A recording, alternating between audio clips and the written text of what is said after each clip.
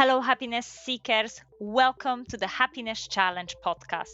I'm Klaudia and I'm on a mission to explore the best happiness habits that science has to offer.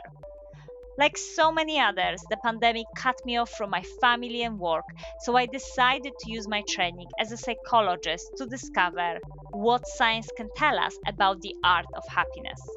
What I found set me on a path to joy, and now I'm ready to share my journey with you. Each month, I'm publishing 3 linked episodes where I'm speaking to a leading expert, putting their tips to the test, and sharing my findings and feelings. From mindfulness to exercise and random acts of kindness, I'll be shining a light on the simple happiness habits that can bring more joy to our lives. So join me as I embark on my challenge, and together we can become more successful, resilient, and happy. Hello, happiness seekers. Welcome to this month's Happiness Challenge, where I'll be exploring the concept of positivity. Helping me with this topic is Dr. Vikki Barnes, clinical and organizational psychologist, author of a fantastic book, Free Happiness: The Art and Science of Positivity. Vikki will help us to understand how to unlock happiness that doesn't depend on external factors, but instead arises within positive mindset available to all of us for free. Welcome, Vikki. Thank you so much for having me. Vikki, I'm very much intrigued by the title of your book, which is very specific in calling out that idea of free happiness. So let's start with a question of what does free happiness mean to you?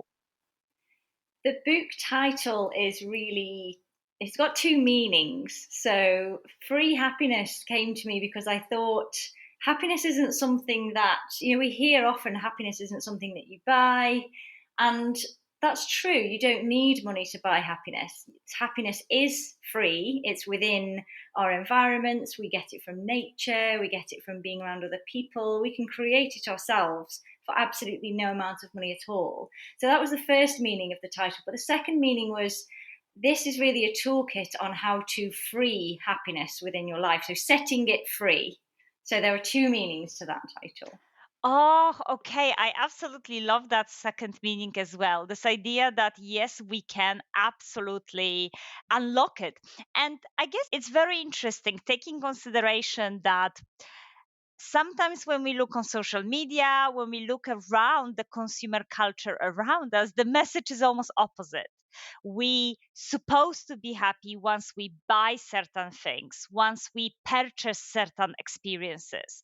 So from your perspective, how can we navigate the pressures of social media and consumer culture, which often tell us that happiness comes from material and external things? Well, that's a really interesting point and a really important one. And I actually wrote an article for a campaign called Population Matters some years ago, and it was around Christmas time. And we know that in our culture, Christmas is big in terms of purchasing, buying things, spending money on all kinds of gifts and meals and outfits and all these kinds of things that we think make us and other people happy. So I wrote this article about the amount of waste and the amount of money that's spent around Christmas time, the amount of things that we have that are replaced that don't need to be replaced, like mobile phones, for example, getting the next mobile phone, the next version one. We don't really need to replace the one we have.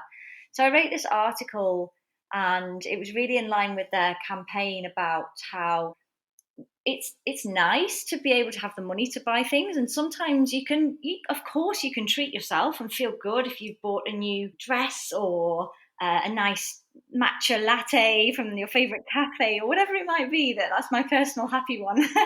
But in the end, it's not really making us truly happy. So we have these little spikes of happy hormones when we do that, but it's not in the long term in our whole lives making us happy. So we get happiness from much more purposeful and meaningful things over the long term, and those are the kind of things that actually spending all this money on isn't kind of doing. So in terms of social media, I think that the direct link there is simply about the amount of adverts that we have, the notifications to do this, buy that, have this, get better, get bigger, have more. And also the fact that everybody else seems to have something that you don't, and their life is so enriched and so much better and so much happier because they have the new car or the bigger house or the better holiday or whatever it might be. And it really isn't showing the research, you'll know this as well, the research really isn't showing us that's the case. Happiness is not going up when we have more stuff. So social media is really tricky to navigate because we need to be aware of what we're looking at, be aware of those algorithms and what some people call the echo chamber. So whatever you're looking at is looking at you and it's coming up more, and just make sure that we are kind of getting a sense of the real world as well as the social media world and what actually makes us feel happy rather than what we think and what other people tell us will make us feel happy. Thank you so much, Vikki. And yes, we have so much pressure, don't we? I mean, whatever device we open, whether it's TV, whether it's a mobile phone, we are connected to this idea of social comparison and the fact that happiness is external. And if we just fulfill certain conditions, we will get more happiness. And it's just really refreshing to know that that's not the case. And we can be working on those more, as you call them, more purposeful ways of gaining that happiness. And you have already mentioned the idea of what research is showing us around happiness. And yes, as yourself, I'm very much passionate about the science. And I often will refer to science to think, okay, is that actually true? Or this is a conventional wisdom that is somewhere outside on social media. So, from your perspective, what does science say about the benefits of positivity? And are there any studies that have changed how we understand happiness? Yeah, so Martin Seligman was the founder of the positive psychology movement, right? In psychological terms, this is a relatively new area of psychology, although it's been around for a few decades.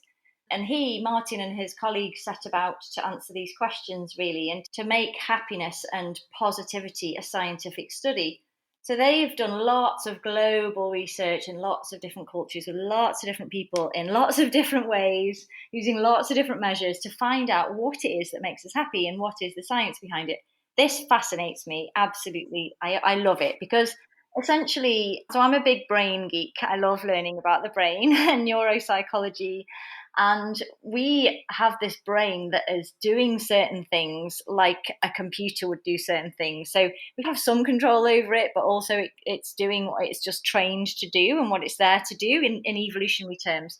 But we've also got a lot of other things that are impacting us from the outside world. So we've got all this stuff to navigate. So the science is really there from brain imaging studies, from physiological studies. And what it's showing us is that, so Martin Seligman and his colleagues, they created this PERMA model. And that is it's been advanced since then, but the basic model was 5 main areas, which if we satisfy all of those areas, we will live a happy life, a meaningful life, a pleasurable life, and a purposeful life. And those 5 areas are positive emotions, engagement, relationships, meaning, and accomplishment. And they are saying that if we have those 5 areas ticked off in our lives, the majority of the time, then we will have a happy and a good life.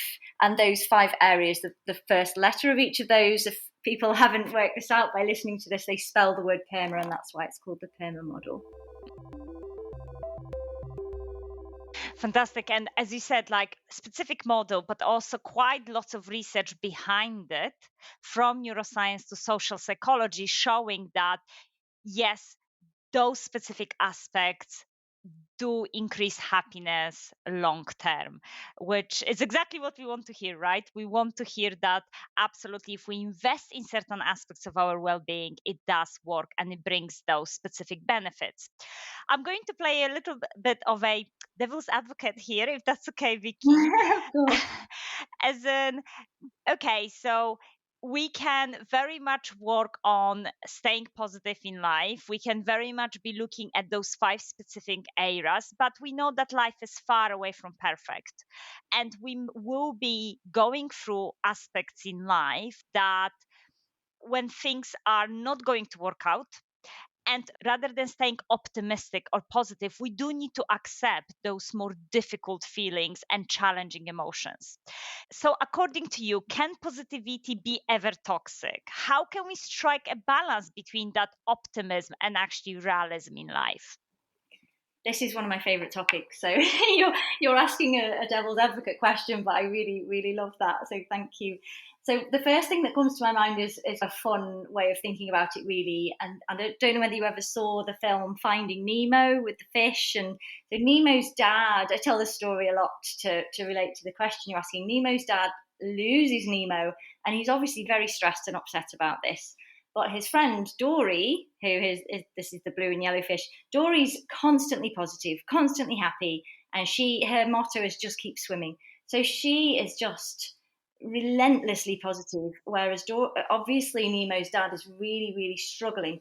Now, in that kind of scenario, if that were a real life scenario with two human beings, of course you can't be positive in terms of you can't be happy and optimistic in that situation. You're stressed, you're anxious, you're worried, you're scared, and you're probably feeling quite pessimistic. What's the worst case scenario? Where's my son? What's gone wrong? And loads of other instances in life where it is very normal and very adaptive, actually, and healthy to have what we call, in inverted commas, a negative emotion. Now, there are a couple of problems there. One is the term negative. And in my book, which you very kindly mentioned earlier, Free Happiness, I have a whole chapter on celebrating the negatives, I call it, and I have negatives in inverted commas, because I think all emotions need to be celebrated. All emotions have a purpose.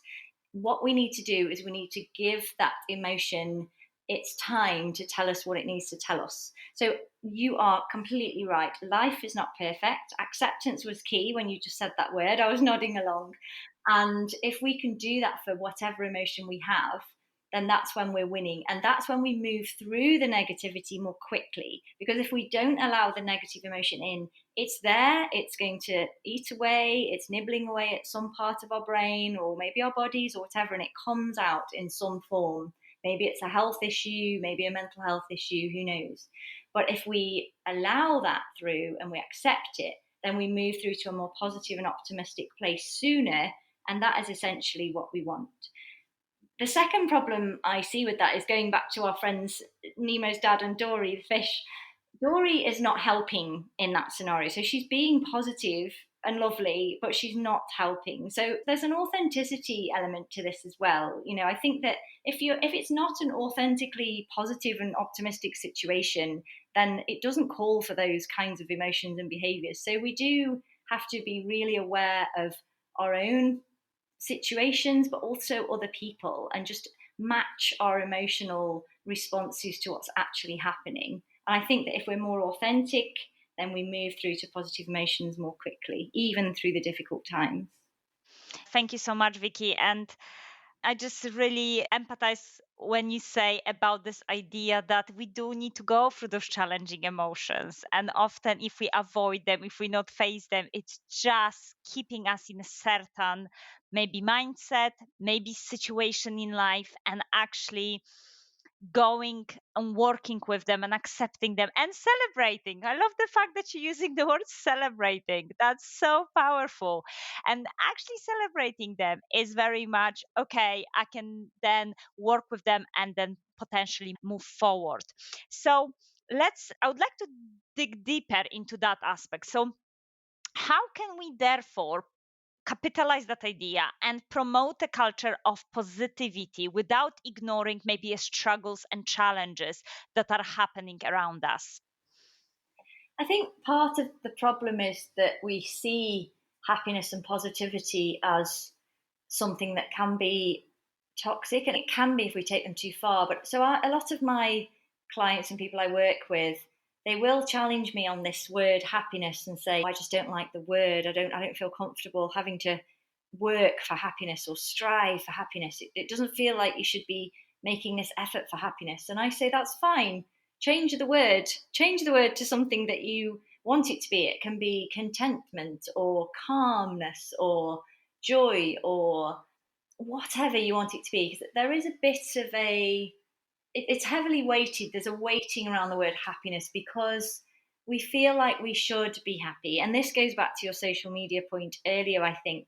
We feel like we should be happy because the rest of the world seems happy on social media, right? And the films and all the romance out there and everything that's happy ever after. And I mean, I love a bit of romance, don't get me wrong, but I do think that there's a realism about it. So I think the how do we promote this is conversations like we're having now. We need to talk about positivity in the most realistic way. And I've had many people say to me, "Oh, I'm not an optimist or a pessimist, but I'm a realist." And I think people don't like to put themselves on one side or the other. And it's the same with happiness. I don't. People are kind of a bit scared of being happy because what's going to happen if you're happy? There's only one way, and that's down, sadness. Like so, but it doesn't work like that. If we can be happy more of the time, then our lives are better on the whole. It's not a case that, oh, if we're happy, then we're going to automatically be more sad because we've allowed ourselves to be happy. But I think we've somehow started to believe that happiness is a bit of a thing to be scared of because just in case it all goes wrong. But I know I celebrate it. I think happiness is a great word. I love it. I know you do too. I think that if we have the right conversations about it and promote it well, then we can create that culture. Absolutely. Thank you so much. And it's so important to really stress that point. I definitely had in my life and also through other experiences this idea that yes, if you be happy, oh my goodness, something bad will happen. So it's rather if we are happy, we maybe should be happy quietly, or actually let's stay at that kind of very neutral level. So yeah, really interesting. But as we already mentioned in this podcast, happiness is such an important aspect of our life, and it has such a big impact of what we do in life. It's very important that we build more of it. So thinking about happiness from that practical perspective, not necessarily a fleeting moment or something very fluffy in life, but something very practical. So what practical habits or rituals you use to foster positivity and happiness? Yeah, there are a few really nice ones that I always start with when people ask this question because it's a really good question. And I love it when people ask because I think it's one of the best questions that people can be asking. What can I do? What's one really simple life hack that I can do to help my boost my happiness? And I posted something on social media this week, and it was just about creating a smiley face in my breakfast. Right, it's a really silly thing, really, really silly thing. Just porridge oats, blueberries in the shape of a smiley face. That made me smile. It was a bit silly. It boosted a happy hormone. It really worked. You show somebody else, they smile. I took a picture, post it online. People are posting fun things about it, and then they've got ideas. People are sending me messages about their happy breakfast then. So it creates this positivity link between all of us. And it's a really silly but simple thing. But I think one of the most important things about it was at the beginning of my day. So it was starting the day with a bit of light-heartedness. And there's so much heavy-heartedness in the world. And I don't like to focus on that, but there really is. If you want to get up and watch the news, you're kind of starting your day with this heavy-heartedness because most of the news that's aired is bad and negative. So we need the lightheartedness, we need the fun, we need the silliness, and we need the happy hormone. So one thing I would say is just start your day with something that will make you smile. It can be anything at all. It might be dancing around the room to your favorite track. It might be wearing your favorite outfit, anything, happy breakfast, whatever it might be. If you can do the same when you go to bed, then great, because you've actually started and ended your day really well. And whatever happens in between, at least you've got those 2 moments that you were in control of, and you've created those happy moments in every day. So that's one of my most treasured go-tos, I think, when people ask me how to be happy. And then you've got all kinds of other things, which I won't go into in great detail because of time, but things like gratitude diaries and writing down good things that have happened in your day and checking things off your to-do list and all of that kind of thing that just makes you feel like something's worked well for you in every single day. Mm-hmm. Thank you so much, Vicky. And I think the moment when we keep it so simple, it just becomes achievable. I can try to incorporate something happy in the beginning or end of the day. It doesn't sound like a big deal, whereas Mm. often I feel when we talk about well-being or happiness that there is this expectation that, oh my goodness, it's another like hard work. I'm already having a really busy schedule and you're asking me to do something more, to do something else, to add to my very never-ending to-do list, to think about happiness. But actually, as you said, it can be something very simple. Thank you so much. That makes me happy, which is great. So, on the happiness challenge, I always ask my wonderful guests about their own happiness. So, Vikki, what makes you happy? Oh, wow. Well, the first thing that came to my mind was my camper van. I have a camper van and I absolutely love it. And it does make me happy. Every time I get into the seat of my camper van to drive somewhere, I feel instantly at ease. I know that there's an adventure ahead. I go on all kinds of trips, and it's always really nice, normally in nature or for walks or hikes or just somewhere new to explore. And it's always amazing. And I know that everything I need is there, and there's not a lot of clutter. And I feel like I'm getting away from it all in a true sense. I think the word is freedom. Happiness to me at the moment, at this point in my life, is freedom, and that is my camper van. Oh, I love that. And I can already imagine you in your camper van. I seriously need to see some great pictures, and plus the porridge picture. I think that's what we need to see, as you said, to kind of boost our happiness. But that seems the word adventure. Love that. Where listeners can find out more about your book. So the book is available to buy either through my website, which is, if you search for Dr. Vikki Barnes and Positive Wellbeing, it should come up. That's the name of my organisation. And on there, there's a link to Free Happiness, or it is directly available through Amazon as well. So again, you would just search for Free Happiness, The Art and Science of Positivity by Dr. Vikki Barnes, and then you should be able to find it. Brilliant. Thank you so much. And it is definitely one of the books that really should be on everyone's bookshelves. So thank you so much for sharing. Thank you, Vikki, again for joining the podcast. And thank you, everyone, for listening. I see you at the next episode where I'll be test driving some of the methods shared by Vikki today.